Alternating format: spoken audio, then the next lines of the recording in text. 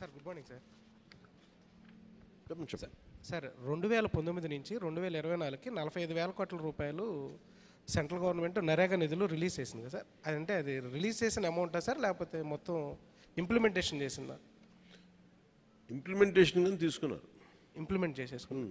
మనకి మురిగిపోయిన నిధులు ఎన్ని ఉన్నాయి సార్? నిధులు మిగులుతుంటే మా పరిస్థితి ఇలా ఉండేది కాదు కదా. ఏ సార్? నిధులు మిగులున్నాయంటున్నారా? ఎస్ సార్, చాలా వర్కులు చేయలేదు కదా సార్. ఇప్పుడు మీరు మీ వెనక ఇప్పుడు సిటిజన్ నాలెడ్జ్ బోర్డులో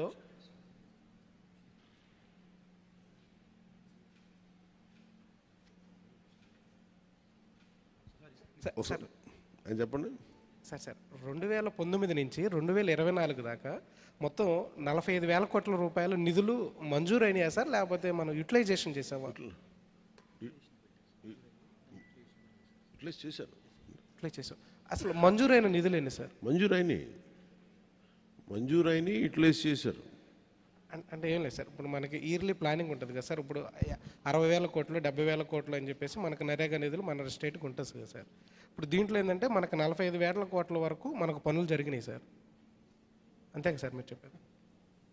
అంటే మనకి రిలీజ్ చేసిన వాటిలో కూడా ఇంకా మన సెంట్రల్ మినిస్టర్ బెమ్మసాని గారు చెప్పినప్పుడు ఏంటంటే మనకి ఇంకా 3,000 కోట్ల రూపాయల దాకా నిధులు వీళ్ళు యూటిలైజేషన్ చేయలేదు, దీనివల్ల మనం చాలా పనులు కూడా చేసుకోలేకపోయామని చెప్పేసి చెప్పారు.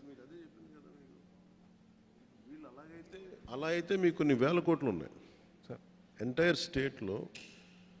అలా అయితే మీరు పంచాయతీకి చాలా వేల కోట్లు ఉన్నాయి. వీళ్ళు మ్యాచింగ్ గ్రాంట్ ఇవ్వకపోవడం వల్ల అదొక సపరేట్ టాపిక్. అది మీకు నిధులు ఎట్లా వాడలేదు అనేది నేను ఆ ఇన్ఫర్మేషన్తో రాలేదు, కానీ still we are doing a white paper. అదేంటంటే మేము